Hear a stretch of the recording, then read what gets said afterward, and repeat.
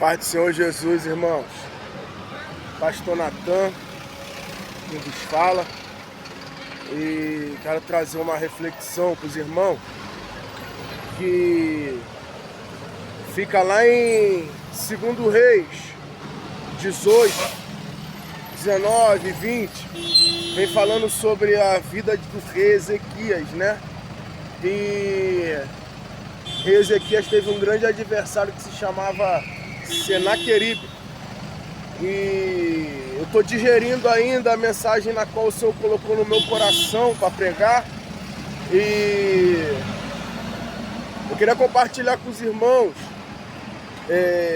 a vida, né, desses dois homens, dessas duas personalidades, desses dois reis, desses dois líderes. A palavra do Senhor diz que Ezequias era filho de rei Acás. A Bíblia diz que rei Acás fez aquilo que não agradava ao Senhor, pois ele adotou, né, cultos pagãos, e o Senhor desaprovou. Sendo assim, quem sucedeu foi rei Ezequias. E a Bíblia diz que rei Ezequias foi um homem que buscou ser obediente a Deus. E a palavra diz que não houve nenhum rei como ele, nem antes e nem depois no reino de Judá, né? Interessante é que rei Ezequias, ele aborda uma didática de buscar uma reconstrução. Ele adota um reinado para agradar o Senhor. Ele começa tirando tudo aquilo que vinha buscando idolatria, né? E passa a fazer tudo aquilo que é de acordo com o agrado de Deus.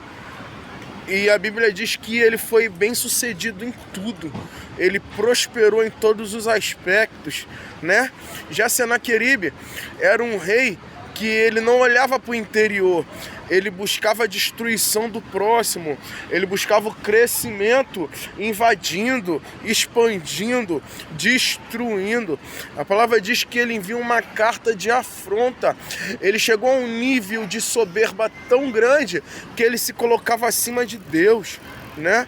Porque ele diz que os deuses não puderam defender os reis na qual ele aniquilou. E com Ezequias não seria diferente, né? Então, dois tipos de pessoa. Uma que busca, né, crescer do lado interior, crescer, né, de uma forma espiritual, buscar uma saúde no interior para que venha refletir no exterior.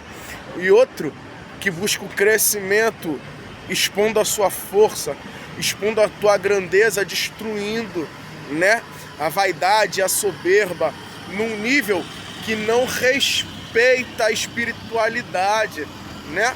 Então, a Bíblia diz que rei Ezequias, ele foi um rei tão obediente ao Senhor que ele teve Deus a favor, ao seu favor nessa batalha. E a palavra do Senhor diz que o Senhor enviou um anjo e destruiu 185 mil soldados de Senaqueribe, né? Não foi necessário ele colocar nenhum soldado para guerrear, porque o Senhor pelejou por ele. Eu entendo que quando nós somos obedientes à voz de Deus, nós temos um exército de anjos a nosso favor, né? E a Bíblia diz que Senaqueribe, ele morreu na mão dos seus próprios filhos. Um homem que buscava destruir, um homem que gostava de crescer, um homem que gostava de expandir, tomando aquilo que era do próximo, morreu na mão dos seus próprios filhos, porque ele buscava um crescimento exterior e do lado de dentro, no interior, estava enfraquecido, estava desestruturado, estava destruído, né? E a Bíblia diz que Ezequias, no final dos seus tempos, ele estava doente, e Deus envia o profeta Isaías para dizer que o final chegou o fim para ele. E ele clama a Deus e fala: Senhor, lembra de tudo aquilo que eu fiz ao seu nome. E o Senhor prolonga os seus dias na terra durante mais 15 anos. Ou seja, um fazia o que queria e foi destruído num lugar que ele deveria ter segurança. E um fazia o que o Senhor ordenava e ganhou até um extra na terra, né? Então que os irmãos venham meditar diante do que nós buscamos, de onde nós queremos chegar, diante de como nos comportamos. Amém? E eu agradeço a minha rica oportunidade, meu Deus. Deus abençoe.